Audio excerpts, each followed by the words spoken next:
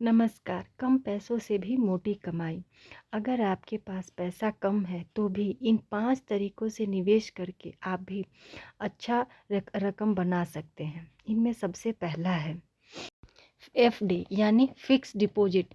वैसे भी एफडी शुरू से ही लोगों की पहली पसंद रही है। यदि आप कम रिस्क के साथ निवेश करना चाहते हैं तो एफडी एक अच्छा ऑप्शन है।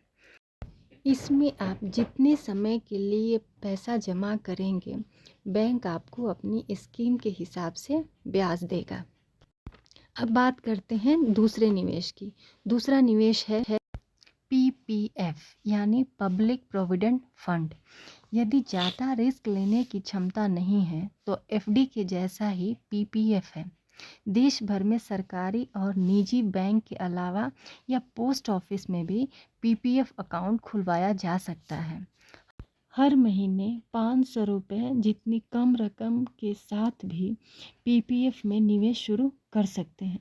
बस याद रहे कि पीपीएफ से पैसा निकालने के लिए कुछ शर्तें होती हैं, जैसे 15 साल से पहले पीपीएफ से पूरा पैसा नहीं निकाल सकते हैं। 7 साल बाद पीपीएफ खाते से थोड़ा पैसा निकाल सकते हैं। अब बात करते हैं अगले निवेश की। इनमें तीसरे नंबर पे आता है आरडी यानी रिकरिंग डिपॉजिट। ये फिक्स डिपॉजिट की तरह ही काम करता है, लेकिन पेमेंट एक बार जाने के बजाय हर महीने जाती है। ठीक उसी तरह जैसे म्यूचुअल फंड में सिप के जरिए जाता है। इसमें ख़ास बात यह है कि आप जब चाहे पैसा निकाल सकते हैं। बैंक और पोस्ट ऑफिस में रिकरिंग की सुविधा आसानी से मिल जाती है। अब बात करते हैं चौथे निवेश की, शेयर मार्केट।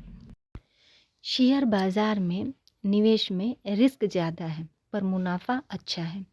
शेयर बाज़ार में निवेश के लिए डीमैट अकाउंट की ज़रूरत होगी। कई कंपनीज ऐसी हैं जिनके शेयर कम दाम में मिलते हैं, उनमें निवेश शुरू कर सकते हैं, पर इसमें हमेशा मार्केट से अपडेट रहने की ज़रूरत रहेगी, क्योंकि शेयर के दाम आए दिन बढ़ते घटते रहते हैं।